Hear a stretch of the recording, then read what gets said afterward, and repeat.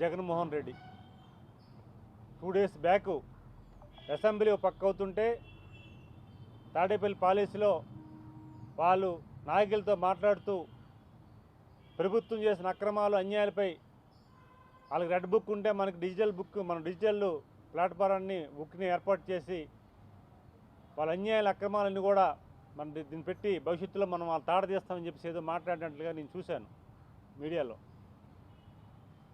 జగన్మోహన్ రెడ్డి ఒకటే చెప్తున్నాం, ఆల్రెడీ 5 సంవత్సరాల పరిపాలనలో ప్రజల్ని ఏ రకంగా ఇబ్బంది పెట్టించావో, ఎలాంటి తాడలు తీసావో చూశారు ప్రజలు. ప్రత్యేకంగా నీ ప్రతాపం చూడవలసిన పని ప్రజలకు లేదు. ప్రజలు ఆల్రెడీ చూశారు. అందుకు అవకాశం మీకు రాదు, రానివ్వరు కూడా ప్రజలు. ఎందుకు రానివ్వరంటే 5 సంవత్సరాలు చేసిన ఘోరాలు అన్యాయాలు ప్రత్యక్షంగా చూశారు, అనుభవించారు.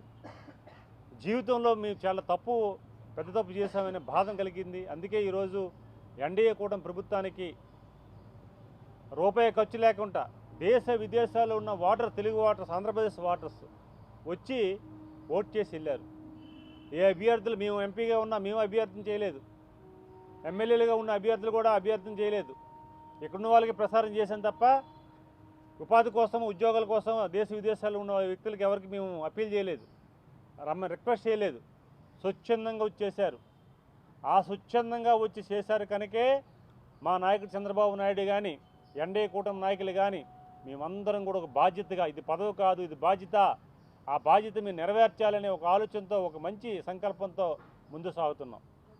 అందుకే ఈరోజు ప్రజాప్రభుత్వం ఏర్పాటు చేశారు కనుక గౌరవ ముఖ్యమంత్రి చంద్రబాబు నాయుడు గారు ఒక మంచి ఆలోచనతో వెళ్తున్న యాక్టివిటీస్ చూస్తున్నారు.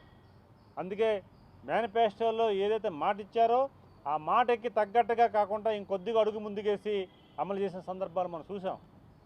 ఈరోజు తల్లికి వందనం నుంచి ప్రతి సూపర్ 6 అమలు నుంచి కానీ ప్రతి విషయంలో కూడా చాలా సాటిస్ఫాక్షన్గా ఉన్నారు.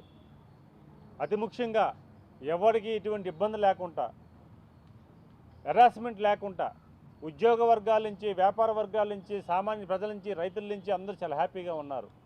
మన సంక్షేమ పథకాలు ఇవ్వడం ఎంత ముఖ్యమో ప్రజలను కూడా ఆ రకంగా ఆనందంగా ఉంచడానికి కూడా అదే ముఖ్యం, అదే రకంగా భావించుకోవాలి. అదే ఈరోజు ప్రభుత్వం ఆ పని చేస్తుంది. అందుకు ఆ సాటిస్ఫాక్షన్ లెవెల్ చాలా బాగున్నాయి. అందుకు ప్రతి ప్రజాప్రతినిధి కూడా చాలా దగ్గరగా పనిచేయాలి, ప్రజలకు అందుబాటులో ఉండాలి, జవాబుదారీగా ఉండాలని గౌరవ ముఖ్యమంత్రి గారు పదే సార్లు చెప్తున్నారంటే దాని మీనింగ్ ఏంటంటే ప్రతి ఒక్కరు కూడా ప్రశాంతంగా ఉండాలనేది ఇది. అందుకు ఎవరి ఆస్తులకు కూడా ఇబ్బంది లేకుండా, ఎవరు మనోభావాలకు ఇబ్బంది లేకుండా ఆ రకంగా ప్రభుత్వ పాలన జరుగుతుంది.